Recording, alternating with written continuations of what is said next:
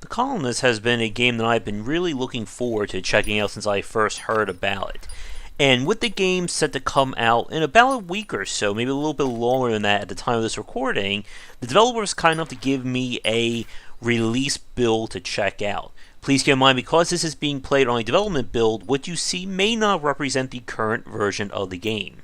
And while things may still be on a bit of the basic side for right now, the game definitely has a good heart, or I guess robotic heart, to it for fans of logistic-based gameplay, such as in the Anno or Settler series. So the basic story is that we play as a group of robots who are trying to settle down and create a new land for themselves by trying to match or mirror human needs and wants. The game itself comes with two campaigns as of right now, a military side and more the resource focus. And as a fan of the Anno and more the resource side, I'm going to stick with that in terms of most of what I played. I have not tried out the military as of this recording.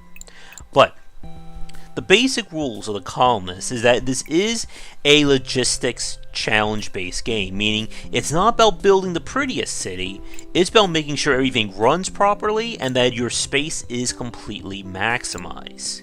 And to accomplish that feat, the game has a basic loop in terms of how resources and production work. In order to build your colony up, you're going to need the various goods or products around the world. Food, logs, stone, you get the picture. To have those buildings work, you will need other resources, including the ubiquitous energy. Energy is generated by happy residents, which you will need to build their homes. However, in order to make the residents happy, you need to provide them with goods. I don't know why robots need alcohol and water, but apparently they really want that. And when the residents are happy, they'll produce the energy, which then you take that energy to your unit or your resource constructors or gatherers, which will allow them to gather more, and then you'll build and you get the picture. But the basic idea is that this is a game, just like with the Anno series, about stabilizing and then growth. You want to get to the point where everything is running smoothly, then you want to expand, and then when you expand, you're going to need to build more residents. But when you build more residents, it means that they're going to need more demands, which will mean more resource gatherers, and again, we just repeat the cycle until things are over. Now, the unique thing about the Colonists compared to other logistics-based games is how the road or the infrastructure system works. There are two kinds of roads in the game. You have your general roads, as you can see right now on the screen, and then you have dirt paths. The paths themselves will allow your robots to move along them and basically bring resources to and fro. The roads have these resource nodes. Those are kind of like the blue, almost like pins you see in the roads right now, and those spots are where they will place resources to either be transported or to be brought to a resource producer or creator in order to make use of. So the idea is that you're going to use paths for the majority of your roads, excuse me, but you want to set up roads as a means of conveying goods from one area of the map to the other. And that can get a little bit tricky to understand, and it took me a while into my first play to make use of that. Now, beyond that, the Colonist does feature a technology or progression element to it. With the workshop that you unlock on most campaigns, you're able to upgrade your colony in these various tracks, with the upgrades essentially locked to 3 tiers of upgrades through the workshop, as well as being upgraded your own buildings. Now, each upgrade will require different resources, which of course means that they will have to be transported all around your base. But by doing so, you'll be able to unlock additional features, and more importantly, you'll have to make use of them in order to complete the objective for the campaign. Now, as with the Anno games, upgrades mean more demands on your colony.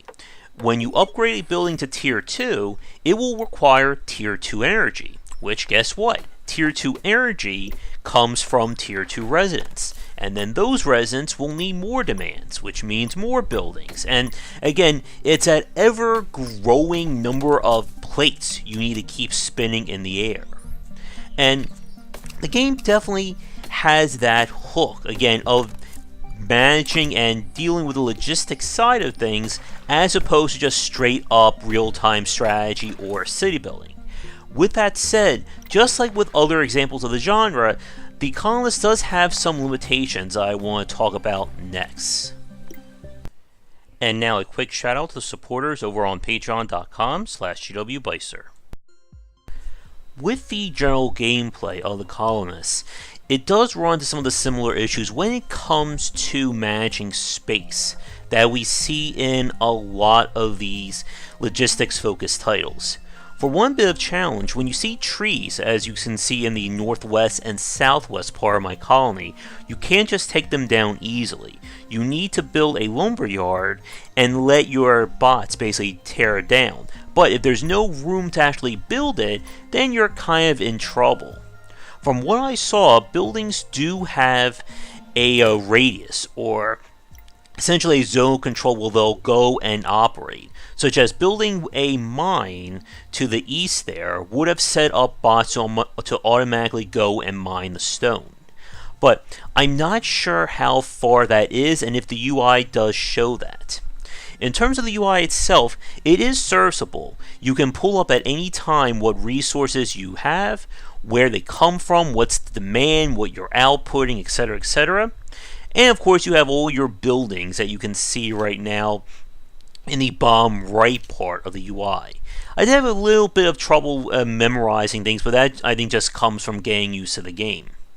As I said earlier, the use of the roads and the pathing can be a little bit tricky, because as you can see right now, we're kind of going on like a little relay race to bring in these resources. And I'm not sure, honestly, why you need the roads outside like your initial set. Because if you're looking on the right hand side, they're bringing the goods down and he just walks all the way over, and I assume that when we go back with those resources, he'll just bring it all the way back. When I set up roads later on during my play here, it basically became a game of leapfrog. The resources go to the post, robot takes the next post, wait, next order goes to the next post, etc. and etc. And I wasn't sure if I was actually optimizing things better on that front. I think it would also help if we had some kind of bridge, which that may actually be a upgrade, which I didn't notice, to cross that water there. But with that said, let's begin to wrap things up, because the game is still, again, I'm still using a release or a development build rather than the full game. I'm liking what I'm seeing so far with the Colonists. Again, if you're a fan of the Anno or Settler style, where it's less about building a city and more about building an ever-growing supply and logistics chain, I would say definitely check this one out. I'm curious to see what people think of the military aspect that I didn't get to. And like I said, in this build that I had access to, I only could play either the economic or the military side. So I'm not sure if the game will feature like a procedural or randomly generated space and things along those lines. But who knows? They may be in development in the future. But with that said, we're going to wrap things up here. I would like to thank the developer for giving me a key to check out. And if you'd like for me to tickle your game in the future, please don't hesitate to get in touch. It doesn't have to be a city builder or logistics game. But otherwise, this has been a first look at the Colonists. And check back for more discussions on game design here and on game wisdom, where examine the art and science of games. Until next time, have a good night. Thanks for watching the video. If you enjoyed things, be sure to do all the liking and subscribing that the kids are doing these days. Check out our Discord channel linked down below, where we hang out and chat game design, and come back later tonight for our regular streamings. But that's it, and tune in for more great content here and on Game Wisdom, where we examine the art and science of games.